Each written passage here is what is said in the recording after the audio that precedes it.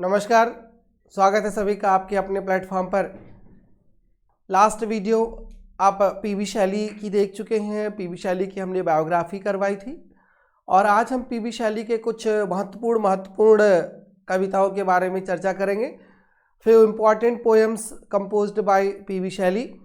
शुरुआत कर रहे हैं एक सोनेट से। उनके जो सोनेट का नाम है ओज़िमांडियास और स्पेलिंग है उसकी OZAMANDIAS।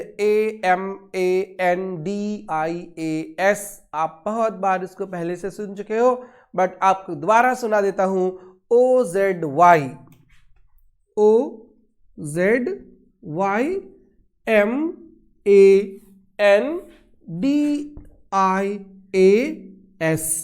क्या प्रोनाउंस करते हैं इसको प्रोनाउंस करते हैं ओज़िमांडियस। ओज़िमांडियस, right? Ozymandias is the title of two poems, title of two sonnets, one by P.B. Shelley and one by somebody else. अभी लेटर आपको उसका भी नाम बताऊंगा, बट प्रायोरिटी के तौर पर P.B. Shelley की बारे में जान लीजिए। Ozymandias is a sonnet by P.B. Shelley written in 1818। 1818 में लिखा गया था सोनेट। किसने लिखा था? A romantic poet named P B Shelley, and the sonnet was published in a journal. एक जर्नल में पब्लिश हुआ था and the name of the journal was the Examiner, right? The Examiner was the name of the magazine and the sonnet was published in the magazine the Examiner, right? Examiner में poem sonnet ये सबसे पहली बार publish हुआ था 1818 में। बाद में PB Shelley ने इस सोनेट को एक दूसरे अपनी पोएट्री के बुक में इंक्लूड कर लिया और उस पोएट्री की बुक का नाम था Rosalind and Helen, a modern eclogue with other poems. उसका भी नाम लिख देता हूं, रोज़लिंड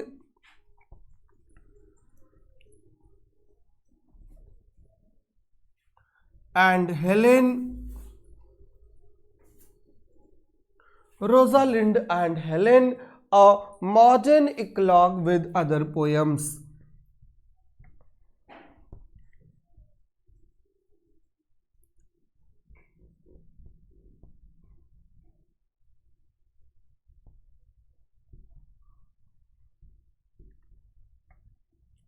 तो initially for the first time the poem Ozymandias was published in the magazine The Examiner, and later it was included in the collection Rosalind and Helen, a modern eclogue with other poems, and in a posthumous compilation of his poems published in 1826। बाद में जब इनके पूरे poems का collection छपा तब भी उसमें ये इंक्लूड कर लिया गया था, राइट? और जो दूसरा सोनेट है सेम टाइटल का, सेम का, right? Shelley wrote in friendly competition with his friend and fellow. उसका नाम था Horace Smith, HORACE, Horace Smith, right? Horace Smith PB Shelley का फ्रेंड था और पीबी शैली का फेलो भी, और दोनों में एक फ्रेंडली कंपटीशन था। दोनों ने सेम टाइटल पर अलग अलग सॉनेट्स लिखी थी। यही अभी शुरुआत में आपसे कह रहा था कि दो लोगों ने सेम सॉनेट लिखा है, ओज़िमांडियास। तो the first one was P B Shelley and second one was Horace Smith, a fellow, a friend of P B Shelley, right? Smith's poem was also published in the Examiner 3 weeks after Shelley's, right? Shelley की पहले छपी थी और फिर ओज़िमांडियास जो दूसरी poem थी Horace Smith की, वो भी उसी मैगजीन में छपी, बट 3 महीने के बाद। और both the poems by Smith and by Shelley explore the fate of history and the ravages of time. इतिहास का भविष्य, इतिहास की किस्मत और समय का रैवेज होना, समय का डिस्टर्ब होना, समय का विनाश होना। Even the greatest men and the empires they forge are impermanent, the legacies fated to decay into oblivion। दोनों यही बात करते हैं कि टाइम जो है it's moving out very fast and even जो ग्रेटेस्ट एम्परर्स हैं, जो ग्रेटेस्ट एम्पायर हैं, वो भी सब्जेक्ट मैटर हैं डिके के। एक दिन ऐसा आएगा जब सब के सब खत्म हो जाएंगे और दुनिया उनको भूल जाएगी। ये हिस्ट्री का फेट है, हिस्ट्री की यही किस्मत है। इसी पर बात कर रहे थे ओज़ामेंडिस में both the poets Horace Smith and PB Shelley. अगर हम पूछें कि ओज़ामेंडियास का मतलब क्या होता है, इसकी ओरिजिन क्या होती है, या अगर एग्जामिनर पूछ ले आपके पेपर में कि what is the meaning of Ozymandias, what is the origin, तो Ozymandias was a Greek, right, Greek name है for the Egyptian pharaoh Ramesses second. Egypt का एक फारो है जिसको रामसेस सेकेंड कहा जाता था, उसी का ग्रीक वर्जन है, उसको ओज़ामेंडियास कहा जाता है। क्लियर? तो बेसिकली ओज़ामेंडियास क्या है? It's a Greek name. और आपको पता है कि all the romantic writers, right, they return to nature but they didn't follow Milton's style, they didn't follow Shakespeare's style, but they went back to the Greeks, right। और इसीलिए शैली ने Keats को कहा था कि Keats was a Greek, right, ये speciality थी उनकी, राइट। शैली की अगर हम बात करें, इस पोएम की बात करें, तो शैली started the composition of this poem in 1817 soon after the British का एक म्यूजियम था। ब्रिटिश म्यूजियम ने अनाउंसमेंट किया था कि they had acquired a large fragment of statue of Ramesses second, right. Ramesses second जो कि इजिप्शियन था, उसी की लार्ज उसको स्टेचू मिली हुई थी। और उसी स्टेचू को मिलने के बाद शैली के दिमाग में आया इस बात को, तो उन्होंने जो है लिखना शुरू कर दिया अपने सोनेट ओज़ामेंडिस को, राइट। और रामेसेस सेकेंड था कब? Ramesses second was in the 13th century BCE। 13th century BCE, some scholars believe that Shelley was inspired by the acquisition, right। तो ये ओज़ामेंडियास की स्टोरी हो गई, ओज़ामेंडियास सोनेट हो गया। दो लोगों ने लिखा, होरेस स्मिथ और पीबी शैली। और आपके पेपर में इतना पर ही क्वेश्चन आएगा, इससे ज़्यादा आपको टेक्निकली नहीं जाना है। क्लियर? आइए नेक्स्ट पोएम पर आते हैं, पीबी शैली की।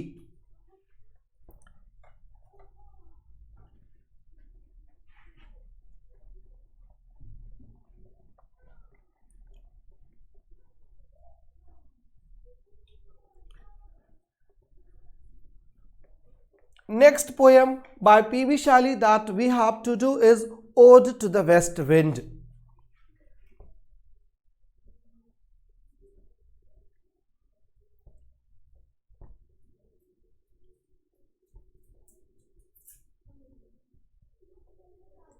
Ode to the West Wind, very important poem, बहुत important poem है। और शायद ही आप में से कोई ऐसा हो जिसने अपने ग्रेजुएशन के दौरान जो है ode to the west wind ना पढ़ा हो, right. Shelley wrote this poem in 1819, right. The ode was composed in 1819। और कब लिखा था? व्हेन शैली वाज इन जो है Italy, when he was in Florence, right. Florence में शैली जब गए थे, इटली जब गए थे अपने टूर में, जैसे कि लास्ट वीडियो में हमने जिक्र किया था कि बहुत सारी कंट्रीज को जो है ट्रेवल किया था शैली ने। शैली फ्रांस गए थे, स्विट्जरलैंड गए थे, जर्मनी गए थे, हॉलैंड गए थे, इटली गए थे, आयरलैंड गए थे, जो है इन सारी कंट्रीज का ट्रेवल किया। और when he was in Florence, when he was in Italy, then he composed the poem Ode to the West Wind in 1819, right? And the poem was originally published in 1820 by Charles in London as a part of the collection Prometheus Unbound. Prometheus Unbound की भी अभी हम चर्चा करेंगे। Prometheus Unbound जो है ये एक शॉर्ट जो है ड्रामा था जो शैली ने लिखा था, इसकी अभी हम बाद में बात करेंगे। बट फिलहाल इतनी ही बात है कि ode to the west wind was published with Prometheus unbound in 1820 for the first time, though it was written in 1819. Prometheus Unbound was a lyrical drama in 4 acts, right. और वो क्लोजेट ड्रामा भी है, lyrical drama भी है, तब छपी थी 1820 में।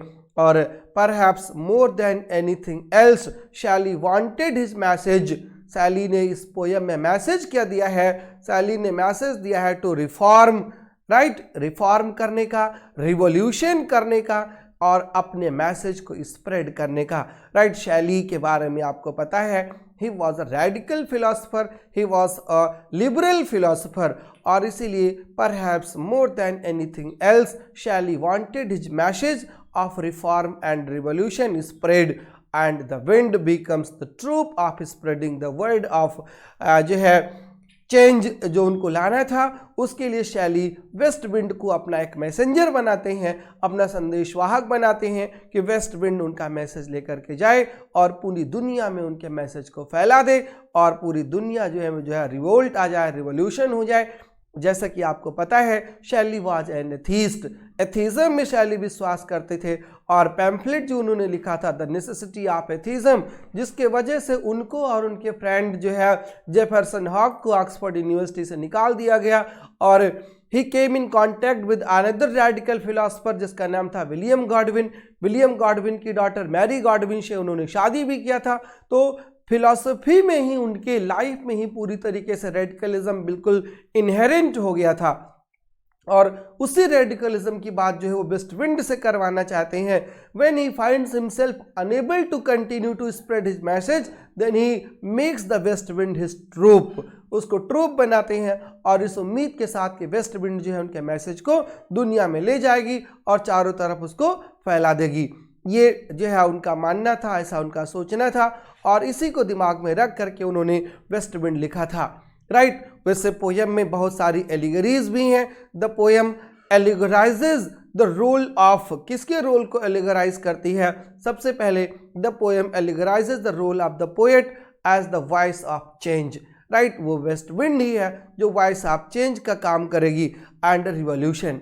And at the time of composing this poem की अगर बात करें तो Shelley without doubt had the Peterloo massacre in his mind, जो कि अगस्त 1819 में हुआ था। क्या? पीटरलू मसाक्रे, मसाक्रे का मतलब होता है नरसंहार। पीटरलू मसाक्रे 1819 में हुआ था और उसका इम्पैक्ट जो है दिखाई देता है पीबी शैली पर जब हम ये पोएम पढ़ते हैं। द पीटरलू मसाक्रे हुआ कहाँ था? It took place at Saint Peter's Field, Manchester, Lancashire. Manchester एक जगह है जो है इंग्लैंड में ही, वहीं पर पीटरलू मसाक्रे हुई थी 16 अगस्त 1819 को और 18 पीपल डाइड एंड कैवलरी जो थी वहाँ की cavalry charge into a crowd of around 60,000 people who had gathered to demand the reform of parliamentary representation. ऐसे लोग जो पार्लियामेंट में अपने रिप्रेजेंटेशन के रिफॉर्म की बात कर रहे थे, लोग इकट्ठा हुए थे और वहीं पर जो है 60,000 लोगों पर गोलियां चला दी गई थीं। वो उसे पीटरलू मसाक्रे कहा जाता है 1819 में और पीबी शैली के माइंड में वो मसाक्रे जरूर रही होगी जब उन्होंने ये पोयम लिखना शुरू किया। वैसे पीटरलू मसाक्रे पर उनकी कुछ और भी पोएम्स हैं जो उसी समय लिखी गई थी। उसी में एक पोएम है द मास्क ऑफ अनार्की और उसी में है द प्रोमीथियस अनबाउंड। जैसे कि आपको बताया कि the poem was published for the first time with the Prometheus unbound. और एक पोएम और पीटरलू मसाक्रे पर है जो उन्होंने लिखा था, नाम था उसका इंग्लैंड 1819, राइट। तो ये सेम थीम्स और political change, revolution and role of the poet पर है। और ऐसा कहा जाता है जनरली कि रोमांटिक्स जो हैं they were escapist, they didn't pay attention to the problems of the society, but Shelley ने अपने कुछ पोएम्स में ऐसा काम किया है जो अभी हमने आपको पोएम्स के नाम बताए। पीटरलू मसाक्रे ही उनके टाइम का है और उसी पर उन्होंने पोएम लिख दी। England 1819, Prometheus Unbound, Masque of Anarchy, इन सब पर उन्होंने काम किया है। अगर हम वेस्ट विंड पर फिर से फोकस करिए, इधर उधर ज़्यादा भटकिए नहीं क्योंकि क्वेश्चन तो आपके टू द पॉइंट होने हैं। जॉनर की बात करें कि अगर हम कि वेस्ट विंड किस जॉनर में लिखा है तो टाइटल में ही एक वर्ड छुपा है। छुपा क्या है? बिल्कुल दिख रहा है, जिसका नाम है ओड, राइट। तो in ancient Greek tradition ode होता क्या था? An ode was considered a form of formal public invocation. Right. Formal public invocation जो होता था उसको ओड कहा जाता था एंशिएंट ग्रीक ट्रेडिशन में, जब हम पिंडारिक ओड की बात करते हैं। और Pindaric ode, it was usually a poem with complex structure and was chanted or sung on important religious और state ceremonies। एक ऐसी पोएम होती थी जो सेलिब्रेटरी होती थी, किसी रिलीजियस सेरेमनी में उसको गाया जाता था, उसको ओड कहा जाता था। एक राइटर का नाम आपको हमने पिछले भी वीडियो में बताया था, नाम था हारोल्ड ब्लूम। हारोल्ड ब्लूम ने ये कहा कि ode to the west wind जो है इट रिफ्लेक्ट्स, क्या रिफ्लेक्ट करती है, two types of ode traditions. Ode के दो परंपराओं को, दो ट्रेडिशंस को, और वो दो ट्रेडिशंस कौन कौन सी हैं? ओड ही दो प्रकार के होते हैं कि ओड्स रिटन बाय पिंडार, जिसको पिंडारिक ओड कहते हैं, और होरेस बाय होरेसियन ओड, जिसको कहते हैं। And the odes of Pindar जो है were exalted in tone and celebrated human accomplishments. Pindar ode किस पर लिखता था? ओलंपिक विनर्स पर, ओलंपिक गेम्स पर जो लोग जीतते थे उनको यूटिलाइज करता था पिंडार। ये पिंडारिक ओड इसको कहा जाता है, right. Exalted in tone and celebrated human accomplishments. जबकि होरेसियन ओड की अगर हम बात करें, वो किसकी बात करता है? होरेसियन ओड जो है बिल्कुल जो है डिफरेंट होता है पिंडारिक ओड से, और पिंडारिक ओड से जो डिफरेंट होता है तो पूरी तरीके से पर्सनल होता है। पिंडारिक ओड इम्पर्सनल होते थे, ऑब्जेक्टिव होते थे। होरेसियन ओड जो है पूरी तरीके से सब्जेक्टिव होते हैं, और सब्जेक्टिव होने के साथ साथ कंटेम्पलेटिव होते हैं। कंटेम्पलेटिव का मतलब थॉटफुल होते हैं, फिलोसॉफिकल होते हैं, rather than public. Pindaric ode public होते थे, ये होरेसियन ओड कंटेम्पलेटिव होते हैं, होरेसियन ओड फिलोसॉफिकल होते हैं। यही बेसिक डिफरेंस है पिंडारिक और होरेसियन ओड में। और शैली ने क्या किया? Shelley combined both Pindaric ode and Horatian ode in his poem ode to the west wind. दोनों को इकट्ठा कर दिया। Shelley combined the two elements in this poem, and in the English tradition the ode was more of a vehicle for expressing the sublime lofty thoughts of intellectual and spiritual concerns। England में अगर हम odd की बात करें तो Lofty thought को, बहुत hi fi thoughts को जो है ऊपर एक्सप्रेस करने का काम करता है, और सबलाइम चीज़ को लाने का काम करता है। जैसे कि वर्ड्सवर्थ का ओड है जिसको इमोर्टैलिटी ओड या ग्रेट ओड कहा जाता है, या ओड है किसका? शैली का तो है ही है। कॉलरिज का जो ओड है वो सबलाइम को लाने का काम करता है। इंग्लिश सॉनेट होते हैं lofty thoughts of intellectual and spiritual concerns, and this purpose is also reflected in Shelley's ode. Shelley के इस ओड में सब कुछ इकट्ठा ही रिफ्लेक्ट करता है, होरेसियन ओड भी, पिंडारिक ओड भी, और इंग्लिश ओड भी, राइट। तो ये सारी चीजें जो है स्ट्रक्चर जॉनर के बारे में लेकर के हैं। अब हम बात करेंगे ode to the west wind के स्ट्रक्चर की।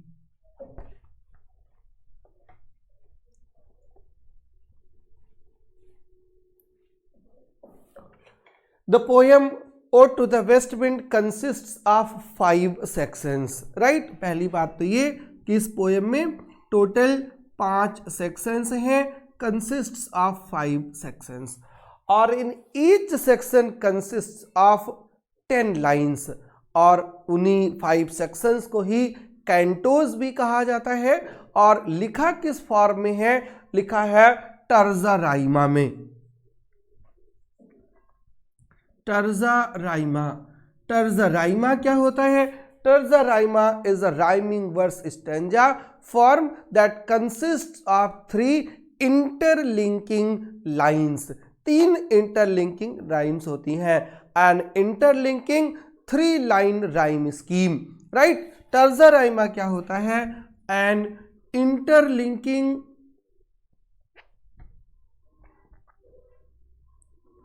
3 लाइन स्टैंजा फॉर्म, इसको बोलते हैं terza rima. And the poem ode to the west wind is written in terza rima. और ये टर्जा राइमा बहुत पुराना फॉर्म है, सबसे पहले इस टर्जा राइमा को यूज किया था इटालियन पोएट दांते ने अपनी बुक डिवाइन कॉमेडी में, राइट, डिवाइन कॉमेडी में इसको यूज किया था। इंटरलिंकिंग का मतलब ये होता है कि अगर मान लीजिए पहली लाइन की राइमिंग ए है और दूसरे की बी, तो तीसरे की फिर ए हो जाएगी, ये इंटरलिंकिंग है, इसको इंटरलिंकिंग कहा जाता है और टर्जा राइमा जो है इसी में लिखा जाता है। तो the poem ode to the west wind is written in terza rima. तो पहली राइम स्कीम हो गई, पहले की ए बी ए इंटरलिंक होना है, तो दूसरी क्या हो जाएगी बी सी बी, और फिर इंटरलिंक होना है तब क्या हो जाएगी, अब नंबर है सी का सी डी सी, और फिर ई और ई। ये स्ट्रक्चर जो है पैटर्न है इनका, किसका 3 3 6 और 3 9, तो इसमें तो 11 लाइन हो गई, A B C B C D C, right, और सी डी सी के बाद D E D, sorry D यहां आना था तो डी ई डी, ये हो गया एक और टर्जा राइमा। और इसके बाद एक कपलेट आता है, राइमिंग कपलेट आता है जिसको ई ई कहा जाता है। तो 3 3 6 3 9 3 12 और 2 14, एक सेक्शन में एक कैंटोज में टोटल कितनी लाइन्स है 14 लाइन्स हैं। 3 terza Raima followed by a couplet, और टोटल कितने कैंटोज हैं 5। तो जब टोटल 5 कैंटोज हैं तो कितनी लाइन्स हो गई, लाइन्स हो गई total 70।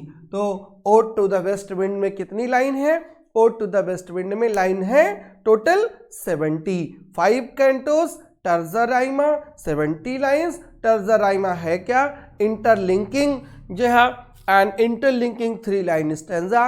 Who used first terza rima, answer है इसका first terza rima was used by Dante एलिगरी, राइट, दांते ने यूज किया था अपनी पोएम किसके लिए, जो है डिवाइन कॉमेडी के लिए, राइट। और पूरा ओड जो है entire ode is written in iambic pentameter. Iambic pentameter आप बहुत बेहतर तरीके से जानते हैं, कई बार बता चुका हूं। आयम्बिक पेंटामीटर क्या होता है, it is a type of metric line used in traditional English poetry and verse drama. इससे ज्यादा आपको टर्जा राइमा के बारे में, आयम्बिक पेंटामीटर के बारे में कुछ नहीं जानना है। नेक्स्ट पॉइंट पर आइए, पोएम के अभी स्ट्रक्चर की बात कर रहे हैं। The poem begins with 3 sections describing the winds effect upon earth, air and ocean, right. 3 section में किसकी बात करता है, पहले में अर्थ की बात करता है, दूसरे में मेडिटेरेनियन जो है एयर की बात करता है, फिर मेडिटेरेनियन सी की बात करता है, और जो लास्ट 2 सेक्शन है उसमें पोएट जो है डायरेक्ट बात करता है वेस्ट विंड से, और वेस्ट विंड से कहता क्या है, मांगता क्या है, asking for its power to lift him up and make him its companion in its wanderings. West wind जैसे चलती है वैसे उसका कंपेनियन बनना चाहता है, so that he could also जो है वेंडर अक्रॉस द वर्ल्ड, और सब तरफ वो घूम पाए और अपने आइडियाज को, अपने मैसेज को कन्वे कर पाए, दूसरों को सुना पाए। लास्ट 2 स्टेंजा में इसी की बात करता है, कहता है O lift me as a wave, मुझको वेव की तरह उठा लीजिए। आई एम लाइंग हियर, मैं यहाँ पर पड़ा हूँ। आई एम ब्लीडिंग, और कहाँ पड़ा हूँ, उसको बोलता है थॉर्न्स ऑफ लाइफ पर, राइट। और finally the poem ends with N optimistic note, बहुत आशावादिता पर एंड होती है, और वो आशावादिता क्या है, which is that if winter days are here then spring is not very far, और लास्ट में बोलता है if winter comes can spring be far behind, यदि सर्दी आती है, इफ विंटर कम्स, विंटर का मतलब है, विंटर बहुत ही निगेटिव वर्ड है, बहुत ट्रैजिक वर्ड है। अगर खराब समय आता है, if winter comes can spring be far behind, spring का मतलब है हैप्पी डेज। अगर खराब दिन आता है तो अच्छे दिन आना बहुत दूर नहीं होता। If winter comes can spring be far behind, this is the last line of Ode to the West Wind, और इसीलिए बताया कि poem ends with optimistic note, right, बहुत ज़्यादा ऑप्टिमिस्टिक नोट पर एंड होती है। अगर हम फिर से एक बार स्ट्रेंजा के स्ट्रक्चर की बात करें तो the poem is divided into 2 parts, the first 3 cantos और फिर the last 2 cantos, right. First 3 cantos किसकी बात करते हैं? First 3 cantos are about the qualities of the wind, wind की क्वालिटी के बारे में बात करते हैं। और ईच स्ट्रेंजा जो पहला 3 है वो एक इन्वोकेशन पर एंड होता है और बुलाता है वेस्ट विंड को, ओ हियर, मुझे रुकिए और हमारी बात सुनते जाइए। वेस्ट विंड को ऐसे इन्वोकेशन करता है और पहली ही लाइन से apostrophe figure of speech use किया है, ओ वेस्ट विंड, राइट। ओ वेस्ट विंड मतलब वेस्ट विंड को कॉल करता है और किस लिए करता है वो बताता है, ओ हियर मी, मेरी आवाज सुनते जाओ। और जो लास्ट 2 स्टेंजा है, सॉरी जो लास्ट 2 कैंटोज हैं वो क्या करते हैं? They give a relation between the wind and the speaker, how man is related to nature, इसकी बात कर रहे होते हैं। And nature is the complement of human being, वो उसी का पूरक है, जो आदमी नहीं कर पा रहा है वो नेचर कर देता है, उसे आदमी एक्सपेक्ट करता है, उम्मीद करता है कि नेचर उसकी हेल्प करेगा, उसके मैसेज को कन्वे करेगा, उसके मैसेज को ले जाएगा और दुनिया में फैला देगा, right. Each canto of the poem has its own theme which जो है connects to the central idea, right. Central idea से कनेक्ट करते हैं। एक चीज और अभी आपको जैसे बताया, ओ वेस्ट विंड जहां से लाइन शुरू होती है, तो ओ वाइल्ड वेस्ट विंड में एक तो हो गया फिगर ऑफ स्पीच एपस्ट्रॉफी और दूसरा वाइल्ड वेस्ट विंड, तीनों डब्ल्यू हैं, तीनों वॉक का साउंड देते हैं, कॉन्सोनेंट है। इस फिगर ऑफ स्पीच को क्या बोलते हैं? इसको बोलते हैं एलिटरेशन, राइट। तो एपस्ट्रॉफी, एलिटरेशन, पर्सोनिफिकेशन, ये सब एक साथ चल रहे होते हैं ode to the west wind के पहले ही स्टैंजा से, right? The form of the apostrophe makes the wind also a personification. However, one must not think of this ode as an optimistic praise of the wind. It is clearly associated with autumn. पहले stanza में ही autumn की बात करता है और कहता है west wind क्या काम करती है? पेड़ों के पत्तों को गिरा देती है और पत्तों को अपने साथ उड़ा ले जाती है।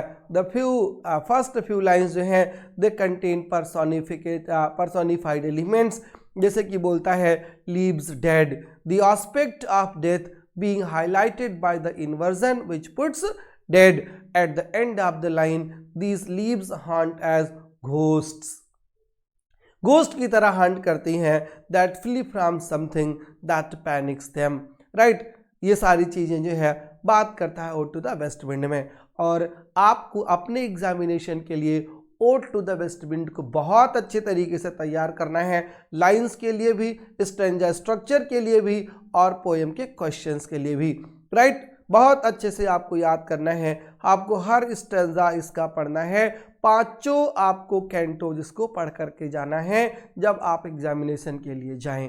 क्लियर? यहाँ पर न तो आपके पास टेक्स्ट है लेकर के बैठे हैं और न तो फिलहाल हमारे पास ही, और वैसे मैं जो है आपको लाइन बाय लाइन पढ़ाऊंगा तो नहीं, लेकिन बता ज़रूर देता हूँ कि आप पढ़ के जाइएगा, कुछ भी ode to the west wind से आ सकता है। क्लियर? आइए नेक्स्ट पोएम पर आते हैं, नेक्स्ट पोएम पर प्रोसीड करते हैं।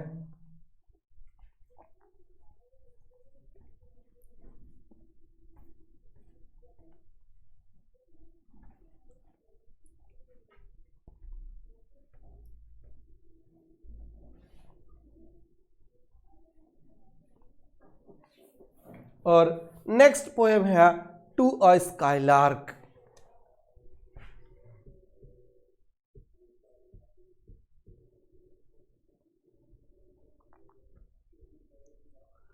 टू अ स्काईलार्क कब लिखी गई थी? इन द लेट जून 1820। 1820 और पब्लिश कब हुई थी? जब ode to the wind first time publish हुई थी। किसके साथ? लिरिकल ड्रामा प्रोमीथियस अनबाउंड के साथ। किसने पब्लिश किया था? फिर वही आदमी जिसको पिछले नाम था Charles and James Collier, right. इन्होंने पब्लिश किया था लंदन में 1820 में, और 1820 में ही टू अ स्काईलार्क कंपोज भी हुई थी। क्लियर? और एक और पोएम है टू स्काईलार्क, वो विलियम वर्ड्सवर्थ की है। तो हम शैली के पोएम की बात कर रहे हैं इस समय, ना कि वर्ड्सवर्थ की। तो शैली के पोएम जो है, the poem was inspired by an evening walk in a country near Livorno. Livorno में जब वो रह रहे थे तब एक इवनिंग वॉक करने गए थे, और इवनिंग वॉक में ही अपनी वाइफ के साथ, उनकी वाइफ कौन थी? मैरी शैली, क्योंकि हैरियट वेस्टब्रूक की तो पहले ही डेथ हो चुकी थी, और मैरी शैली के साथ इटली में थे। इटली में ही जगह है लिवोर्नो, और वहीं पर उन्होंने उस पोएम को कंपोज किया था, वहीं से वो इंस्पायर थे, right. And describes the appearance and song of a skylark they came upon. एक स्काईलार्क का साउंड सुनते हैं और उसी पर लिखते हैं। मैरी शैली ने क्या किया? Mary Shelley described the event that inspired Shelley to write to a skylark. Mary Shelley ने उस इवेंट को डिस्क्राइब किया पीबी शैली को, और पीबी शैली वहीं से इंस्पायर्ड हुए इस जो है पोएम को लिखने के लिए, टू अ स्काईलार्क को। क्लियर? तो in the spring we went a week or two near Leghorn, it was on a beautiful summer. ये जो है लिखा है किसने?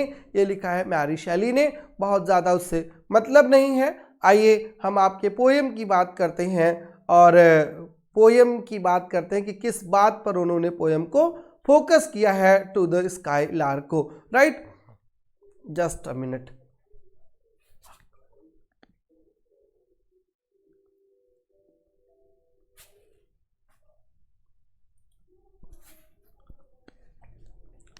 जी, तो टू अ स्काईलार्क की बात करें, पहले स्ट्रक्चर की बात कर लेते हैं। स्ट्रक्चर में क्या है? लंबी पोएम है, लॉन्ग पोएम है, लॉन्गर तो नहीं है बट लॉन्ग है in comparison to the previous one, ode to the west wind. This poem जो है लॉन्ग है। It consist of 21 stanzas made up of 5 lines each, right. 21 stanzas made of 5 lines each. तो कितने line हो गए?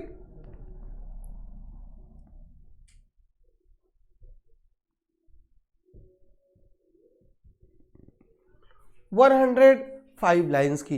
और ode to the west wind कितनी lines की थी? 70 लाइन्स की। तो उससे ज़्यादा हो गए। 21 स्टेंजाज हैं। द फर्स्ट 4 लाइन्स जो हैं वो ट्रोकियाइक मीटर में है, ट्रोकियाइक ट्राई मीटर में है, और जो 5th लाइन है वो आयम्बिक हेक्सामीटर में है। तो 5 लाइन्स हैं। तो फर्स्ट 4 लाइन्स जो हैं, 4 लाइन्स बिगिनिंग की, वो किस में है? ट्रोकियाइक में, ट्रोकियाइक ट्राईमीटर। ये क्या होता है ट्रोकियाइक ट्राईमीटर? ट्रोकियाइक फुट का नाम है। फुट के बारे में आपको बताया था, आयम्ब, एनापेस्ट, ट्रोकियाइक, स्पॉन्डाइक, ये सब फुट के नाम होते हैं, और मीटर है ट्राईमीटर। और जो लास्ट लाइन है इसकी, जो 5th लाइन है, 5th लाइन किस मीटर में लिखी है? 5th लाइन लिखी है आयम्बिक हेक्सामीटर में, जिसको एलेक्जेंड्राइन भी कहा जाता है। आयम्बिक हेक्सामीटर में लिखी है 5th लाइन, जिसको एलेक्जेंड्राइन भी कहा जाता है। ये चीज जो है आपको याद रखनी है इस पोएम से। एलेक्जेंड्राइन क्या होता है? इसी को हेक्सामीटर कहा जाता है। Alexandrine is a name used for several distinct types of verse lines with related metrical structures, most of which are ultimately derived from the classical French Alexandrine, right? Alexandrine medieval French में एक Roman of Alexander आया था 1170 में, और वहीं से Alexandrine derive किया गया है। आप इतना जान लीजिए Alexandrine क्या होता है। आयम्बिक हेक्सामीटर लाइन को Alexandrine कहा जाता है। बस आपका इसी से काम हो जाएगा। टू अ स्काईलार्क अगर राइम स्कीम की बात करें तो A B A B B, A B A, 5 line से A B A B B, A B A B और फिर बी, ये राइम स्कीम है टू अ स्काईलार्क की। क्लियर? अगर अब समरी की हम बात करें कि टू अ स्काईलार्क में है क्या, तो the poem begins with the description of skylark, right? High above in the sky, the bird जो है characterized as spirit, पहले तो उसको spirit बोलता है skylark को, right? Its song is described as unpremeditative art. क्या बोलता है? जिसको वर्ड्सवर्थ कहते हैं कि पोएट्री क्या होती है? Spontaneous overflow of powerful feelings. और रोमांटिक पोएट्री यही है जो प्रीमेडिटेटिव नहीं होती, और वैसे ही स्काईलार्क का सॉन्ग है जो अनप्रीमेडिटेटिव होता है। अनप्रीमेडिटेटेड आर्ट है जो पहले से बिना सोचा हुआ है, बिना समझा हुआ है, बट स्काईलार्क जो है उसको गाता जा रहा है। The skylark is able to sing while it ascends overhead. जैसे ऊपर जाता है वैसे वैसे अपना गाना गा रहा है, राइट? और ऐसा गा रहा है, ऐसे ऊपर जा रहा है कि उसकी फ्लाइट को शैली कंपेयर करता है। किससे? The flight has been compared with cloud of fire. जैसे फायर का क्लाउड का मतलब जैसे कि स्मोक, धुआं ऊपर जाता है, वैसे ही ऊपर जा रहा है। क्या? वैसे स्काईलार्क ऊपर जा रहा है। और कितना ऊपर जा रहा है? It soars across the descending sun like an unbodied joy. जहाँ पर सनसेट होता है उसके ऊपर जा रहा है जैसे कोई जॉय हो और उस जॉय का कोई बॉडी ही ना हो, अनबॉडीड जॉय की तरह ऊपर चढ़ता जा रहा है। और it flies in the purple evening like a star of haven, right? Star of haven की तरह। स्टार ऑफ हेवन क्या है? जिसको आप वीनस कहते हो, वैसे ही ऊपर उठता चला जा रहा है। और it can not be seen but its song can be distinctly heard. दिखाई तो नहीं देता बट आवाज़ उसकी ज़रूर सुनाई देती है। इतना ऊपर चला जाता है उसके बावजूद भी, राइट? उस स्काईलार्क को बोलता है O blithe spirit. Blithe means blessed. और फिर उसको स्पिरिट बताता है और कहता है, कंपेयर उसको करता है क्लाउड्स ऑफ फायर से कंपेयर करता है। फिर किससे कंपेयर करता है? उसको अनबॉडीड जॉय से कंपेयर करता है। फिर आई स्टार ऑफ हेवन से कंपेयर करता है। ये सिमलीज हैं, मेटाफर्स हैं जिसको शैली ने टू स्काईलार्क में यूज किया है। स्काईलार्क के सॉन्ग की अगर हम बात करें तो स्काईलार्क का जो सॉन्ग है इट इज कंपेयर्ड, किससे ये कंपेयर होता है? Compare to other natural phenomenon by a series of similes. जैसे कि बता रहे हैं कि क्लाउड से कंपेयर करता है, स्पिरिट से कंपेयर करता है, स्टार ऑफ हेवन से कंपेयर करता है। The song is compared to moonbeams which spread out from behind the cloud during the silence in the night. Moon के बीम से कंपेयर करता है, right? The song of the skylark is compare to raindrops. जैसे कि rain की बूंदें गिरती हैं टिप टिप, उससे कंपेयर करता है। रेनबो क्लाउड्स उसको बोलता है, but these can not match it. और फिर भी इतनी बेहतरीन आवाज़ है कि वो रेन ड्रॉप भी बिल्कुल उससे कंपेयर नहीं हो पाता है। द स्काईलार्क को फिर वो एक पोएट से भी कंपेयर करता है और कहता है कि आप तो पोएट हो, this is it's underlying theme, how can a poet match the song of a skylark। ये भी अपने आप में एक सिंबल है। और किसका सिंबल है? पोएट का। And what the poet represents and strives for and जो है अल्टीमेटली अचीव्स। पोएट जो है किसकी कोशिश करता है, क्या चाहता है और अल्टीमेटली उसको मिलता क्या है, वो पोएट के लाइफ पर भी है। पोएट से भी उसका एक कंपैरिजन कर दिया है, right? The song of the bird जो है स्काईलार्क का जो है and the hymn of the poet दोनों ही अनबिडन है शैली के लिए, बट अराउज सिंपैथी भी अराउज कर लेता है। क्यों? Because they strike a chord that evokes the fears and hopes of mankind और both resonate. The bird song is compared to high born maiden, right? बहुत हाई क्लास की किसी लड़की से भी कंपेयर कर दिया है। In a tower of palace who likewise uses music to experience and exude love. जैसे कि हाई क्लास की जो लड़कियां होती हैं they are unable to express their feelings publicly, तो कहाँ पर चली जाती हैं? दे जो है ऐसे टावर पर होती हैं जहाँ से वो अपने फीलिंग्स को एक्सप्रेस कर सकें, वही काम स्काईलार्क भी कर रहा है।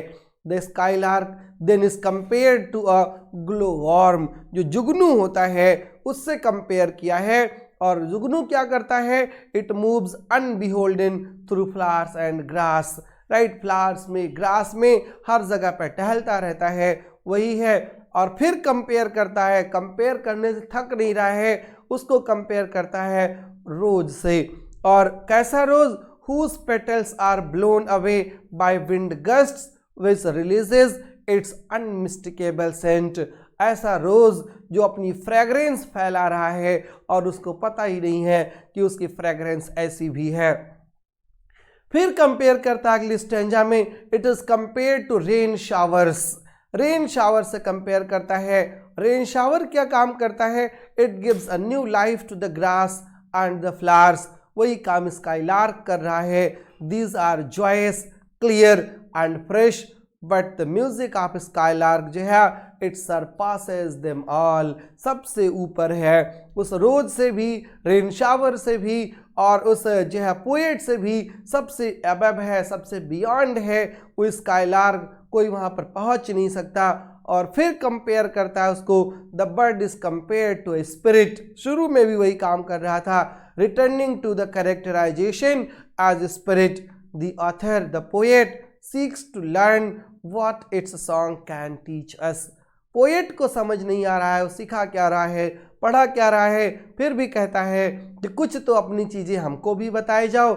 आप इतना खुश कैसे रह लेते हो, आप इतना हैप्पी कैसे रह लेते हो, कुछ टेक्निक जो है वो हमको भी बता दो ताकि हम भी खुश रहें। What are its thoughts, it surpasses love and wine, सबको सरपास कर देता है। इट्स रैप्चर इज डिवाइन, जिसकी खुशी है वो आम खुशी नहीं है, वो बिल्कुल डिवाइन है, अबव द वर्ल्ड है। और even a hymn to marriage और to victory pales by comparison. Clear? They are flawed, वहाँ पर भी कुछ बुराइयाँ हैं, but the song of skylark जो है बिल्कुल इम्पिकेबल है, बिल्कुल फ्लॉलेस है, बिल्कुल परफेक्ट है, बिल्कुल टॉप पर है, किसी चीज़ की वहाँ पर कोई कमी नहीं है, बिल्कुल जो है कैसा है? अद्वितीय है, बिल्कुल यूनिक है, no comparison at all, right. ये सारी बातें वो स्काईलार्क के बारे में बोलता है। और फिर कहता है गा किसके लिए रहा है? Who is this song directed to, what is its source, source क्या है? माउंटेन्स है क्या? द माउंटेन्स, वेव्स, फील्ड्स, और उसके बाद the shapes of the sky और द प्लेन। आखिर किसके लिए गा रहा है? लव ऑफ थाइन ओन काइंड की बात करता है। और इग्नोरेंस ऑफ पेन, किसकी खुशी में गा रहा है? इग्नोरेंस ऑफ पेन है, वही बात है, तुम जो इतना मुस्कुरा रहे हो, क्या गम है जो छुपा रहे हो। समझ में नहीं आ रहा है शैली को कि आखिर गा किसके लिए रहा है। द कीन जॉइंस जो है उसका of the skylark is unburdened with languor और एनवायंस, उस पर न तो कोई गुस्सा है न तो कोई अनवायंस है, बिल्कुल इतना हैप्पी है। द स्काईलार्क जो है गा क्या रहा है? The skylark sings the song, किसका सॉन्ग गा रहा है? Sings the song of love that does not show love's sad satiety, love के सैडनेस को, पोर्शन को शो नहीं कर रहा है। It is an unquenchable love, ऐसी लव की बात कर रहा है जो अनक्वेंचेबल है, जो खत्म नहीं किया जा सकता, जो प्राप्त नहीं किया जा सकता, उसकी बात है। The skylark is not troubled by death, death का भी उसे कोई संकट नहीं है, उसकी भी कभी बात नहीं करता है। ह्यूमन बीइंग को तो डेथ का भी डर है, बट स्काईलार्क फॉर अवे है, फॉर बियॉन्ड द डेथ है। It's understanding of death is clear and deep, it's song flows in crystal stream, कोई टेंशन नहीं है, क्रिस्टल स्ट्रीम में उसका सॉन्ग जो है बिल्कुल फ्लो कर रहा है। और शैली की ये पोएम इसीलिए बहुत इंपॉर्टेंट है कि आज शैली ने एक और पोएम लिखी थी म्यूटेबिलिटी, और उसमें भी इस बात की बात की थी कि mankind can not achieve perfection, perfect happiness और bliss as human emotions and thoughts are never unalloyed with pain. क्यों नहीं पा सकता ह्यूमन बीइंग कभी परफेक्शन? क्योंकि उसके जो है खुशी के साथ, हैप्पीनेस के साथ जो है दुख, सैडनेस भी इम्प्लिसिट होता है, बट स्काईलार्क के साथ ऐसा नहीं है। स्काईलार्क तो परफेक्शन को पा गया है और सबसे बियॉन्ड है, सबसे ऊपर है, उसे किसी चीज़ का कोई फर्क नहीं पड़ता। He is above all these materialistic things and the song जो उसका पूरी तरीके से स्पिरिचुअल है, पूरी तरीके से beyond the understanding of human being है और बिल्कुल फ्लॉलेस है, बिल्कुल इम्पिकेबल है, बिल्कुल परफेक्ट है और बिल्कुल यूनिक भी, राइट। तो इतनी सारी बातें थी एक पोएम की, जिस पोएम का नाम था टू अ स्काईलार्क। क्लियर? आइए नेक्स्ट पोएम पर आते हैं।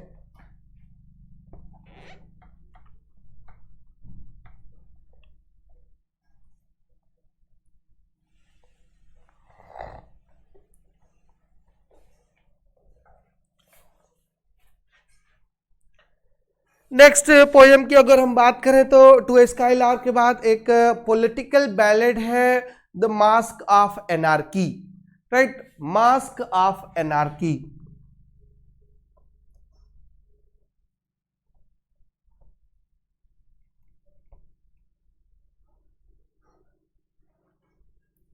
क्या है ये? Political ballad, oh sorry, political ballad.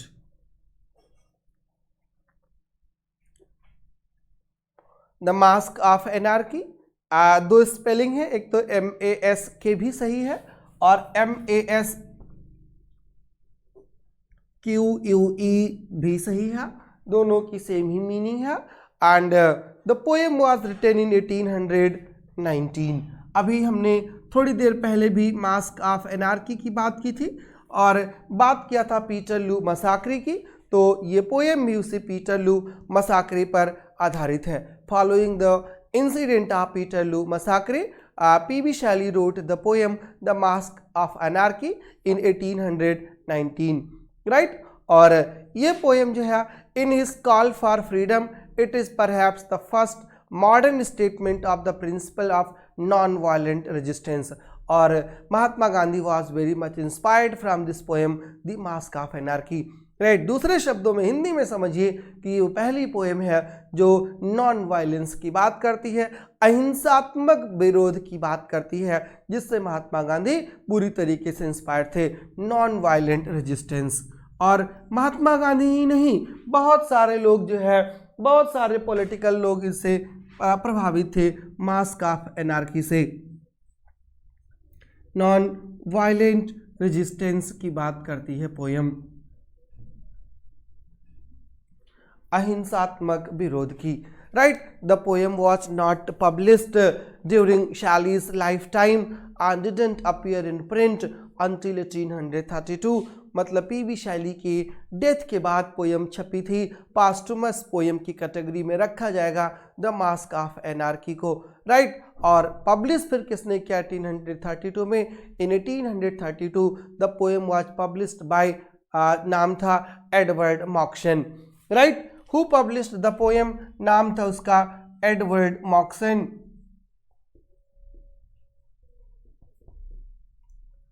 Edward मॉक्सन ने पोएम को पब्लिश किया था और इस पोएम का एक प्रीफेस भी लिखा गया था। And the preface was written by whom? Preface was written by another poet और उसका नाम था ले Hunt.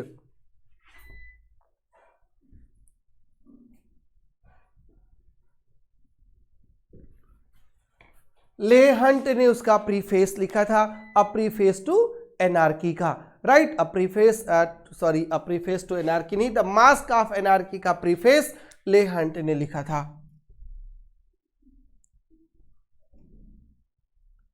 Preface by Leigh Hunt, published by Edward Moxon. और कब पब्लिश किया?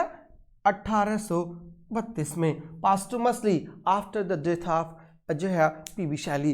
तो ये सारे पॉइंट्स ऐसे होते हैं जिन पर अक्सर एग्जाम में क्वेश्चन बन जाता है और आप सही करके, जिसको PGT बनने वाले हो, पोस्ट ग्रेजुएट टीचर बनने वाले हो, या आप जिसको सही करके नेट क्वालिफाई करने वाले हो, जिसको सही करके आप GIC में लेक्चरर बनने वाले हो, तो you have to keep in mind all these important facts about the poem, about the publication of the poem, about the preface written by him. और राइट, ये सारी चीज़ें आपको दिमाग में रखी रहनी होती हैं। एक्चुअली जब शैली ने इस पोएम को लिखा 1819 में, तो Shelley had sent the manuscript for publication to the journal, to the magazine the Examiner, and Hunt ने उसको रोक लिया। Hunt withheld it from publication because he thought, उन्होंने ऐसा लगा ले हंट को कि जो है ये पोएम पब्लिक के लिए ठीक नहीं रहेगी। क्यों ठीक नहीं रहेगी? बिकॉज हंट थॉट कि that the public at large had not become, public जो है पूरी तरीके से नहीं हुई थी।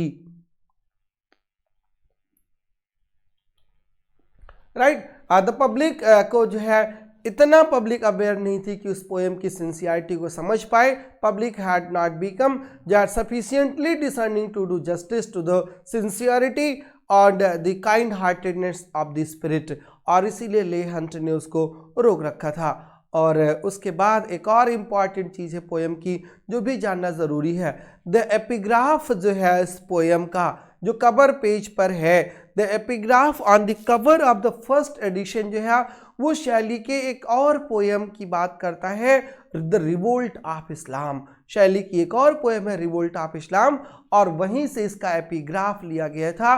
और वो रिवोल्ट ऑफ की जो लाइन है इस्लाम की, एपिग्राफ जो है पोएम का, वो है hope is strong, justice and truth their winged child have found. Right, ये एपिग्राफ है पोएम का, hope is strong,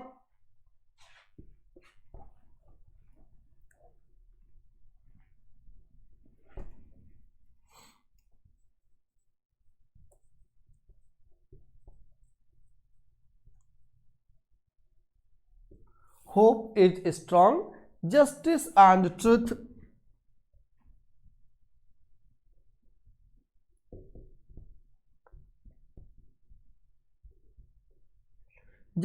and truth their winged child have found।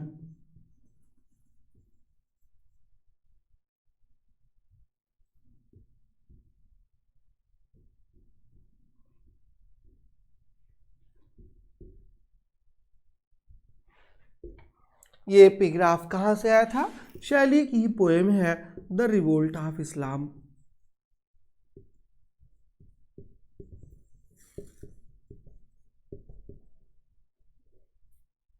ठीक, द रिवोल्ट ऑफ इस्लाम से इसको लिया गया था शैली के इस पोएम को। क्लियर? और अगर हम मास्क की बात करें तो मास्क का मतलब क्या होता है? Then you have read in William Shakespeare's time कि बेन जॉनसन एक मास्क लिखता था। Right, the use of mask MASK और MASQUE इज डिस्कस्ड बाय जो है Martin Paley. Shelley used mask in the manuscript MASK, but later first edition में इसको MASQUE कर दिया गया था। राइट, उस सबसे बहुत ज़्यादा मतलब आपको नहीं है सॉरी, पोएम से मतलब है। तो जो मास्क ऑफ एनार्की है, इस पोएम में टोटल 372 लाइन्स हैं, 372 लाइन्स की ये पोएम है। और वो 372 लाइन्स लिखी किस में गई हैं? They are largely written in 4 line quatrains. Right, 4 line के स्टैंजा में लिखी गई हैं, 4 लाइन्स में, जिसको आप क्वाट्रेन कहते हो। तो इसी स्ट्रक्चर में जो है पोयम लिखी गई है, लार्जली इसी में है।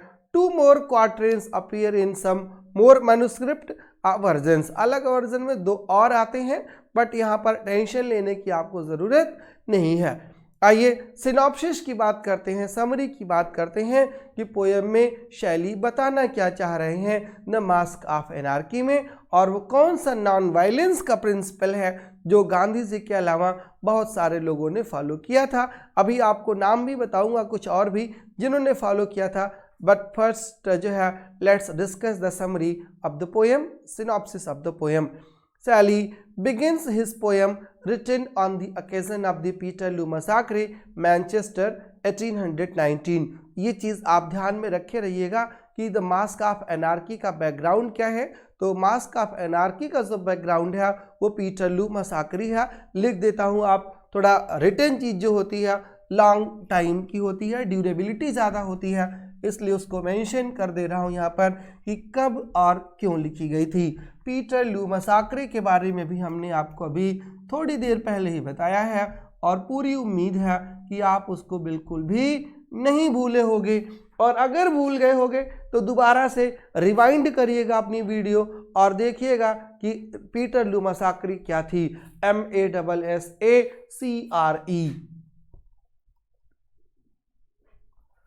राइट, MASSACRE मसाकरी मैनचेस्टर में हुई थी, 1819 में हुई थी। और the poem begins with the powerful image of the unjust forms of authority of the time. Unjust form of authority कौन है उनके टाइम की? वह है God and king and law. God, king and law, ये अनजस्ट अथॉरिटी है उनके time की।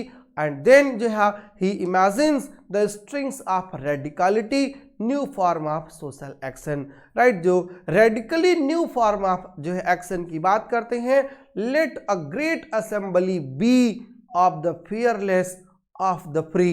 किसकी बात कर रहे होते हैं? एक ऐसे असेंबली की जहां पर सब लोग स्वतंत्र हों और सब लोग फियरलेस हों।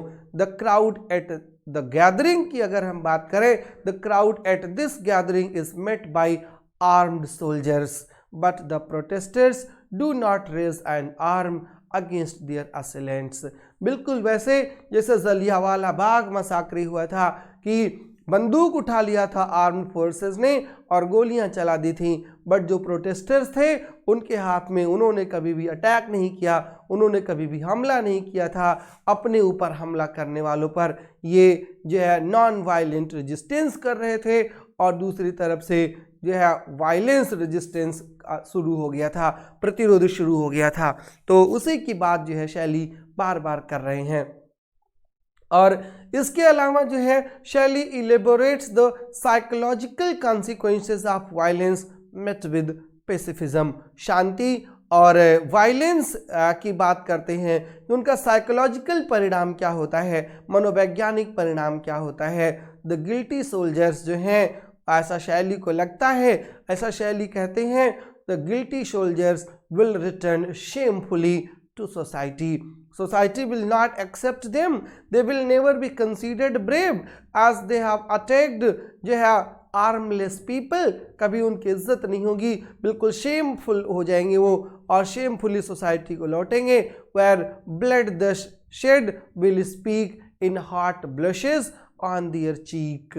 राइट, ये बात शैली की है कि जो उन्होंने खून खराबा किया है वो उनके चीक से ही दिखाई देगा। They will not be accepted. Women will point out the murderers on the streets. Their former friends will shun them. महिलाएं उनको मर्डरर कहेंगी, उनके मित्र जो है उनको अवॉइड करेंगे, उनसे बातचीत नहीं करेंगे। और जो ऑनरेबल सोल्जर्स हैं, they will turn away from those responsible for the massacre. जो जिम्मेदार सैनिक हैं वो मसाकरी के लिए जिम्मेदार सोल्जर से, उनसे लोगों से अपनी पीठ मोड़ लेंगे, उनसे बिल्कुल बात नहीं करेंगे और ashamed of such base company, और किससे हो जाएंगे? ऐसी बेस कंपनी से खुद को शर्म महसूस करेंगे। जो रिस्पॉन्सिबल सोल्जर्स हैं उनकी कोई इज्जत नहीं करेगा। ये मास्क ऑफ एनार्की में बातें करते हैं। और इसी का एक वर्जन जो है, a version was taken up by another American poet, नाम था उसका Henry David Thoreau. Henry David Thoreau का एक एसे था सिविल डिसओबीडियंस, राइट। सविनय अवज्ञा आंदोलन महात्मा गांधी ने चलाया था, सिविल डिसओबीडियंस मूवमेंट, सविनय अवज्ञा आंदोलन, और गांधी जी ने एक आंदोलन चलाया था सत्याग्रह, और वो दोनों ही शैली के इसी नॉन वायलेंस से प्रभावित थे। हेनरी डेविड थारू का एक एसे भी है जिसका नाम था सिविल डिसओबीडियंस, वो भी लिख देता हूँ ताकि आपको रिमेंबर रहे और आप पेपर तक उसको बिल्कुल याद रख पाएं।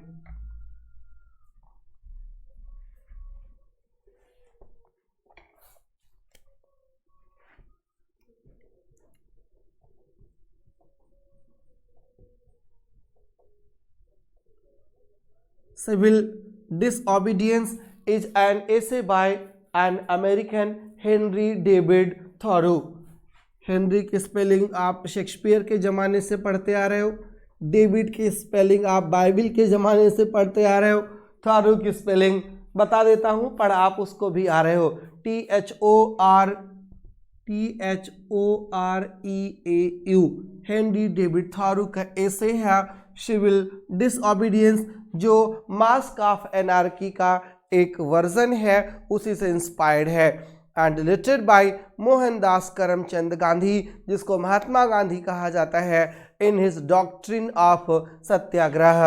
राइट, तो सत्याग्रह जो महात्मा गांधी ने चलाया, सत्याग्रह का मतलब क्या होता है? सत्य प्लस आग्रह, demand of truth by Mohandas Karamchand Gandhi, MK Gandhi जिसको कहा जाता है।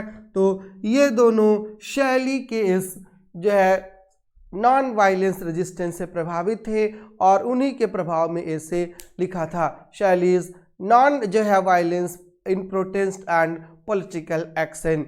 It is known that Gandhi would often quote Shelley's The Mask of Anarchy to vast audiences during the campaign for a free India। जब महात्मा गांधी कैंपेन में लगे हुए थे भारत को स्वतंत्र कराने के लिए, तो अपने भाषणों में जो है शैली के लाइंस को कोट किया करते थे। लंबे लंबे बहुत बड़े ऑडियंस जब होती थी, शैली को कोट किया करते थे महात्मा गांधी। ये शैली का इम्पैक्ट था on Mahatma Gandhi and David Tharu. Right, the poem जो है it mentions several members of Lord Liverpool's government by name. Right, और इस शैली के अंदर ही गट्स था कि बाय नेम वो सरकार के लोगों का नाम लेकर के पोएम लिख सकते थे, और इसीलिए पोएम उनके लाइफ टाइम में पब्लिश नहीं हुई। पब्लिश हुई जब शैली की डेथ हो गई, तब कोई खतरा ना रह जाए, और फिर पोएम को जो है छपा दिया गया था ले हंट द्वारा। जिस ले हंट ने रिजेक्ट किया था उसी ले हंट ने। और द मेडन होप जो है बहुत इंपॉर्टेंट एक लाइन है इस पोएम की, जब वो कहते हैं men of England heirs of glory.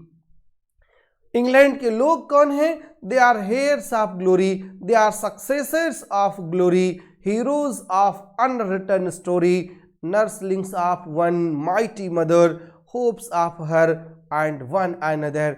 ये लाइन है शैली के पोएम की। फिर पूछते हैं फ्रीडम क्या है? What is freedom? You can tell. What is freedom? You can tell that which slavery is too well, for its very name has grown to an echo of your own. Let a vast assembly be, and with great solemnity declare with measured words that ye are as God has made you free। Right, भगवान ने जैसे आपको स्वतंत्र किया है, आप बिल्कुल वैसे स्वतंत्र रहें। जो इंग्लैंड के पुराने कानून हैं उनकी बात करते हैं P B Shelley. The old laws of England, they whose reverend heads with age are grey, whose reverend head with age are grey, children of wiser day, and whose solemn voice must be thine own echo।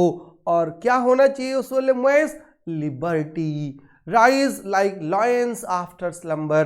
Invocation है, उठिए जागिए। कैसे जागिए? rise like lions after slumber, जैसे नींद से शेर जागता है।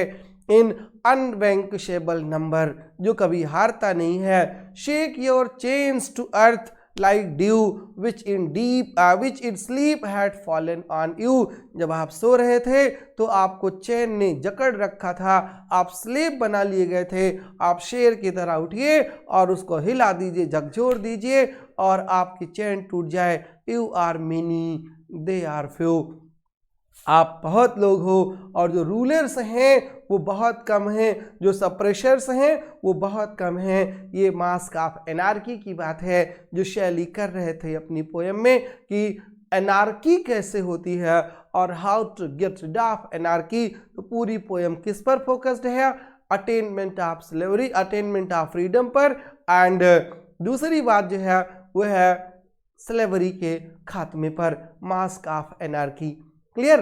तो आज की वीडियो में हम इतनी ही बातें करेंगे। बहुत कम पोएम्स हम आज शैली की डिस्कस कर पाए, और आई होप कि हम शैली की दूसरी पोएम आज जब नेक्स्ट वीडियो में आएंगे तो we will be discussing some more important poems that are important from the point of view of your examination. तब तक आप हैप्पी रहिए, खुश रहिए, एंजॉय करते रहिए सर्दियों के मौसम को।